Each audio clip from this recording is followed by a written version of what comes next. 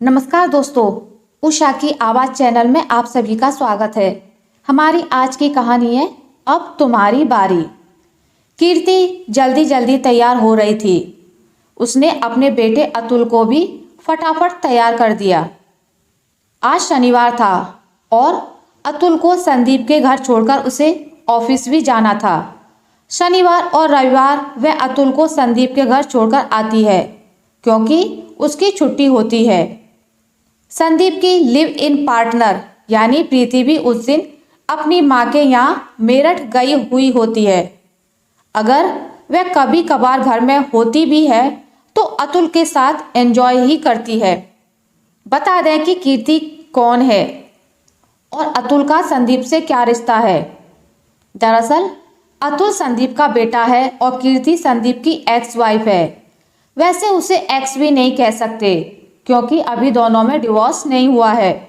फिर भी दोनों ने अपने रास्ते और अपनी दुनिया अलग कर ली है। संदीप मूव ऑन भी हो चुका है और प्रीति के साथ लिव इन रिलेशनशिप में रह रहा है। कीर्ति अभी मूव ऑन नहीं हुई है मगर वापस संदीप की जिंदगी में जाने का कोई इरादा भी नहीं है।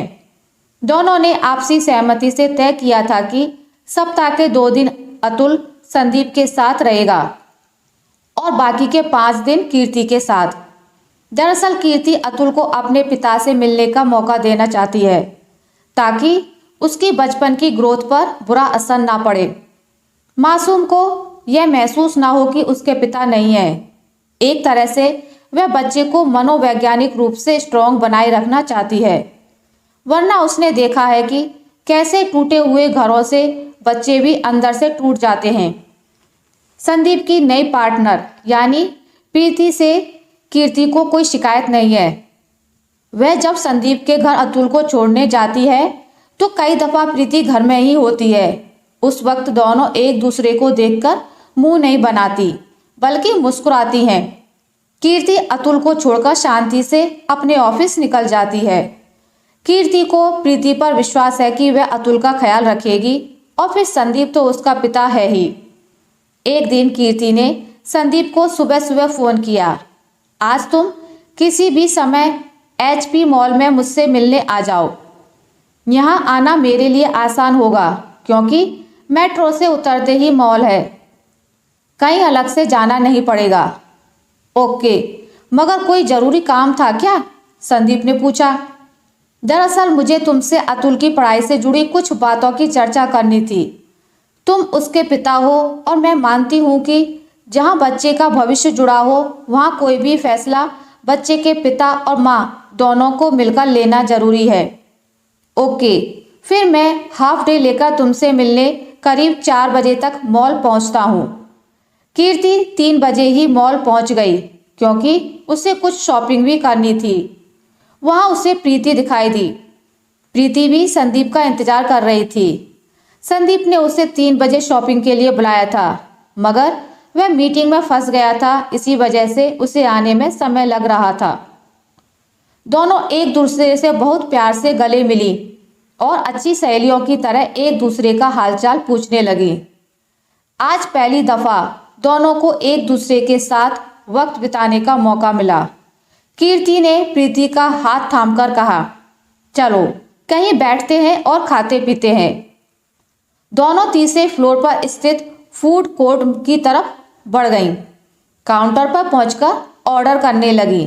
प्रीति बोली, मुझे तो बस गोलगप्पे खाने हैं। कीर्ति भी उत्साह से बोली, भाई गोलगप्पे खाने में तो मज़ा ही आ जाता है। ये खाकर सोचेंगे कि और क्या ऑर्डर करें। वैसे यार हमारे टेस्ट कितने मिलते हैं। मैं खुद जब कभी अकेली आती हूँ तो चाट या गोलगप्पे, बस ये 2 चीज़ें ही खाती हूँ। तब प्रीति बोल पड़ी, सिर्फ खाने के टेस्ट नहीं मिलते, तुम्हारा छोड़ा हुआ पति भी तो मुझे पसंद आ गया। कीर्ति हंस पड़ी और फिर पूछा, यह बताओ संदीप की कौन सी बात तुम्हें सबसे ज़्यादा पसंद आती है? प्रीति बताने लगी, संदीप शायरी बहुत अच्छी करता है। जानती हो, अक्सर मुझे देखकर मेरी खूबसूरती पर खूबसूरत शायरी सुनाता है। इस बात पर कीर्ति हंसने लगी तो प्रीति चौंक कर बोली, ऐसे क्यों हंस रही हो? क्या तुम्हें उसकी शायरी पसंद नहीं आई थी? क्या तुम्हारे लिए शायरी नहीं करता था, या फिर तुम्हें उसका शायरी सुनाने का अंदाज पसंद नहीं? मैं मानती हूँ कि उसका लहजा अच्छा है, मुझे भी उससे शायरी सुनना बहुत भाता था, मगर एक बात बता दूँ, वह शायरी सुनाता तो अच्छा है, मगर वह शायरी वह खुद नहीं लिखता। यह क्या कह रही हो? प्रीति ने चौंकते हुए पूछा। सच कह रही हूँ, वह शायरी उसने खुद नहीं लिखी है, बल्कि चोरी की है, और वह भी अपने दोस्त की डायरी से। क्या पता उसने अपने दोस्त की डायरी भी चोरी की हो? कीर्ति ने अपना शक जाहिर किया। क्या मतलब है तुम्हारा? तुम ऐसा कैसे कह सकती हो? सही कह रही हूँ, जब मैं नई थी तो मुझे भी उसने अपनी शायरी से बहुत प्रभावित किया था। मैं उसकी शायरी की दीवानी हुआ करती थी, मगर एक दिन मैंने उसकी अलमारी में एक डायरी देखी। वह डायरी किसी नमन की थी और हैंड राइटिंग भी किसी और की थी, यानी नमन की थी। लेकिन उस डायरी में शायरी वही थी जो संदीप मुझे अपनी कहकर सुनाया करता था। फिर जब मैंने उसे उस डायरी को दिखाकर उससे पूछा कि यह सब क्या है, तब उसने स्वीकार किया कि वह मुझे अपने दोस्त की शायरी सुनाता है। कीर्ति ने बात साफ की। यह तो बहुत गलत है, ऐसा तो मैंने सोचा भी नहीं था। मैं तो बस आत्ममुग्ध हुआ करती थी कि मेरी खूबसूरती पर वह इतनी अच्छी शायरी कैसे कर लेता है। कोई नहीं, बोलने का तरीका तो उसी का है, जो काफी अच्छा है। कीर्ति ने बात संभालनी चाहिए। हाँ, यह तो सही कह रही हो, प्रीति रुआसी होकर बोली। प्रीति के दिमाग में कुछ उधेड़-बुन शुरू हो गई थी, फिर भी नॉर्मल होने की कोशिश करती हुई बोली। गोलगप्पे तो बहुत अच्छे हैं, पता है संदीप को ही बाहर का खाना बहुत पसंद है। सप्ताह में 2 दिन तो हम बाहर खाना खाने जाते ही हैं। वह कहता है कि तुम रोज क्यों मेहनत करो, कभी कभार बाहर का खाना अच्छा लगता है, स्वाद भी बदलता है और हमें साथ समय बिताने का मौका भी मिलता है। मेरे ख्याल से समय साथ बिताना है तो वह तो घर में बिताते ही हो। जहाँ तक बात स्वाद बदलने की है तो वह जरूर सच है। संदीप का मन स्वादिष्ट खाने को करता रहता है। तुम ऐसा क्यों कह रही हो? मतलब मैं कुछ समझी नहीं। समझना क्या है, समझी तो मैं भी नहीं थी करीब 1 साल तक। मुझे वह बात समझ नहीं आई थी। संदीप मुझे हमेशा बाहर खिलाने की जिद करता और कहता कि चलो आज बाहर चलते हैं, या चलो बाहर खाकर आते हैं। मैं भी खुशी खुशी उसके साथ निकल जाती थी। एक दिन मुझे उसके दोस्त ने बताया कि वह ऑफिस में अपने दोस्तों से टिफिन भी एक्सचेंज करता है। तब मैंने बैठकर उससे पूछा था कि ऐसी क्या बात है। उसने बताया कि उसे मेरा बनाया खाना पसंद नहीं आता। मुझे ख्याल आया कि यह बंदा पहले तो मेरी डिशेस की बहुत तारीफ करके खाता था, फिर चुप रहकर खाने लगा था, और इधर कुछ दिनों से सच में वह मेरे खाने में कभी नमक तेज, कभी जला हुआ, कभी कच्चा, इस तरह की शिकायत करता। फिर जब उस दिन उसने मुझे हकीकत बताई कि इस वजह से वह मुझे बाहर खिलाने ले जाता है, तो समझ आया कि उसे अपनी पत्नी के हाथ का बनाया खाना पसंद नहीं। वही खाना अगर मैं उसके दोस्त के टिफिन में रखती तो वह जरूर बहुत स्वाद लेकर खाता, मगर जब मैं खुद उसके टिफिन में रखती थी तो उसे पसंद नहीं आता था। मुझे लगता है उसका एक तरह से माइंड सेटअप बना हुआ है। कीर्ति ने विस्तार से बताया। प्रीति सोच में पड़ गई और फिर बोली, यह सच हो सकता है, क्योंकि मेरे खाने को भी वह कुछ दिन पहले तक तो स्वाद लेकर खाता था, पर इधर कुछ दिनों से वह कुछ कहता नहीं, बस चुपचाप खा लेता है। छोड़ो, ज्यादा मत सोचो। अच्छा यह बताओ कि उसने तुम्हें प्रपोज किया था या तुमने उसे? कीर्ति ने पूछा। ऑफ कोर्स उसने ही किया था, प्रीति बोली। अच्छा कैसे? बहुत ही अच्छे तरीके से।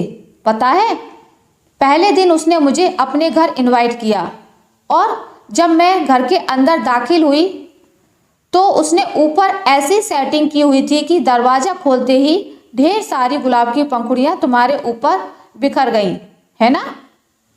हाँ, मगर तुम्हें कैसे पता? प्रीति ने चौंक कर पूछा। क्योंकि मेरे साथ भी उसने ऐसा ही किया था। मुझे अपना घर दिखाने के लिए वह मुझे लेकर आया था। घर में मेरे कदम पड़ते ही गुलाब की पंखुड़ियां बिखरी और उसने मुझे प्रपोज किया, जमीन पर बैठकर, घुटनों के बल, रिंग हाथ में लेकर, बिल्कुल वैसे ही जैसे फिल्मों में होता है। यह तो तुमने बिल्कुल सही कहा। सब कुछ वैसा ही था जैसा फिल्मों में होता है। पर ऐसा वह सबके साथ करता है या मुझे नहीं पता था? क्या तुमसे पहले कोई और भी थी उसकी जिंदगी में? प्रीति ने सवाल किया। उसका चेहरा बुझ चुका था। मेरे से पहले उसकी जिंदगी में कोई थी या नहीं वह तो नहीं पता, पर मेरी जिंदगी में जो हुआ वह सब तुम्हारी जिंदगी में कर रहा है, यह समझ आ रहा है। मैं तुम्हें उसके खिलाफ भड़का नहीं रही, मगर सचेत कर रही हूँ कि उससे इतना ही जुड़ो जितना टूटने पर दिल टूटे ना। कीर्ति ने बात साफ करते हुए कहा। दोनों थोड़ी देर खामोश बैठी रहीं। कीर्ति ने 2 प्लेट इडली का ऑर्डर दिया।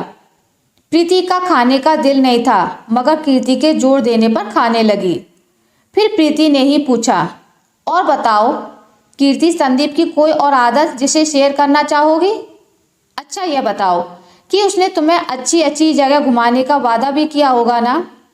हाँ, उसने मुझे करीब 5 साल की प्लानिंग अभी से बता रखी है। जब तुम लोग साथ हुए उसके 2-4 महीने के अंदर वह तुम्हें अच्छी जगह लेकर जरूर गया होगा। हम लोग मनाली गए थे, प्रीति ने बताया। बस मनाली के बाद वह आगे नहीं बढ़ेगा। और जो वह 5 साल की प्लानिंग बता रहा है ना, वह अगले 5 साल बाद भी एक कदम भी आगे नहीं बढ़ा होगा, क्योंकि उसने मेरे साथ भी ऐसा ही किया। हमारी 8 साल की शादी में वह बस एक बार मुझे घुमाने ले गया, उसके बाद से प्लानिंग ही होती रही। कीर्ति ने मुस्कुराते हुए कहा। यह क्या कह रही हो? प्रीति को विश्वास नहीं हुआ। सच कह रही हूँ, जो मेरे साथ हुआ वही बता रही हूँ। उफ, क्या संदीप ऐसा है? प्रीति परेशान स्वर में बोली।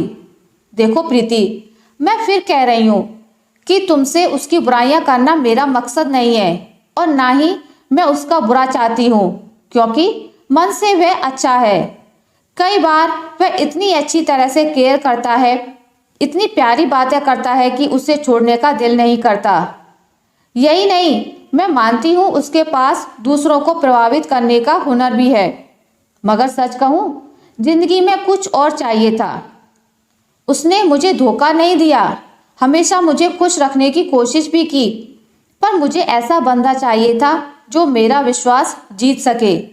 मगर संदीप मेरा विश्वास नहीं जीत पाया, इसलिए मैं अलग हुई, वरना उसमें कोई ऐसी बहुत बड़ी बुराई नहीं है।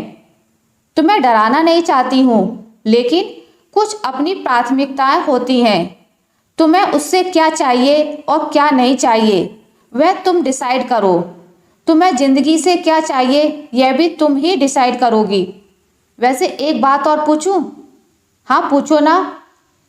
उसने तुम्हें जरूर बताया होगा कि वह घर जिसमें तुम दोनों रहते हो उसने अपने पैसों से खरीदा है। इसके अलावा 2 घर और हैं अलग अलग शहरों में, और उसके पास बहुत जमीन जायदाद भी है ना? कीर्ति ने पूछा। हाँ, यह सब तो उसने बताया मुझे। इसमें सच्चाई सिर्फ इतनी है कि उसने यह घर लोन पर लिया है, बाकी उसके पास ऐसी कोई भारी जायदाद नहीं है। मगर इससे मुझे कोई दिक्कत नहीं थी। मुझे तो इंसान अच्छा चाहिए था। वह इंसान भी अच्छा था, पर मेरी कसौटियों पर खरा नहीं उतरा। कई बार वह बहुत जल्दी गुस्सा हो जाता है, और यह गुस्सा मैं सह नहीं पाती थी। अभी तुम नई हो, तुम्हारे साथ अभी वैसा गुस्सा नहीं होता होगा, या हो सकता है मेरी ही कोई बात उसे गुस्सैल का बना रही हो। समय के साथ क्या हो कुछ कह नहीं सकते। कीर्ति, तुमने इतना कुछ बता दिया कि अब समझ नहीं आ रहा मुझे क्या करना चाहिए। प्रीति की उलझन बढ़ गई थी। अपने दिल की सुनो, बस सब समझ आ जाएगा। वैसे उसकी एक और आदत बताती हूँ, वह नहाकर अपना गीला हुआ तौलिया कहीं भी पटक देता है, यहाँ तक कि बिस्तर पर भी रख देता है। कहकर कीर्ति हंस पड़ी। हाँ, वह ऐसा ही करता है प्रीति। मैंने बहुत से रियलिटी चेक मिलने के बाद यह फैसला किया था कि उससे अलग हो जाऊं। मैं ये नहीं कह रही हूँ कि तुम्हें भी ऐसा करना चाहिए, पर तुम अपने आप को इतना स्ट्रांग बनाकर रखो कि अगर कभी तुम्हें उससे अलग होना पड़े तो तुम अंदर से टूटो नहीं। इसलिए कहीं ना कहीं उससे उतनी ज़्यादा मत जुड़ो कि टूटने पर खुद को संभाल ना सको। बस इतना ही कहना चाहती हूँ। अब तक दोनों ने इडली खा ली थी। तभी संदीप का फोन प्रीति के पास आया कि वह अपने ऑफिस से निकल चुका है और उससे मिलने और शॉपिंग कराने आ रहा है। कीर्ति ने प्रीति की तरफ देखा और उसे गले से लगा लिया। तुम मेरी छोटी बहन की तरह हो। मैं तुम्हारे दिल को ठेस नहीं पहुंचने देना चाहती। एक बात याद रखना कि खुद को इतना मजबूत बनाओ कि कभी जरूरी लगे तो उससे अलग होना कठिन ना हो। बस मैंने तो सही फैसला ले लिया, अब तुम्हारी बारी है। तुम अपना ख्याल रखना। प्रीति ने कीर्ति को प्यार से देखते हुए अलविदा कहा और दोनों अपने अपने रास्ते चल दी। मगर आज प्रीति के मन में बहुत सी बातें उठ रही थी, बहुत से सवाल थे और बहुत सी उलझनें थी। आज संदीप से मिलने जाने के लिए उसके कदम खुशी से नहीं उठ रहे थे, बल्कि बहुत थके थके से उठ रहे थे। आशा करती हूँ आपको मेरी आज की कहानी अच्छी लगी होगी। अगर आपको मेरी ये कहानी अच्छी लगी है तो इसे लाइक करें, ज़्यादा से ज़्यादा शेयर करें और अगर आप मेरे चैनल पर नए हैं तो इसे सब्सक्राइब करना ना भूलें। मिलते हैं एक नई कहानी के साथ, तब तक के लिए नमस्कार।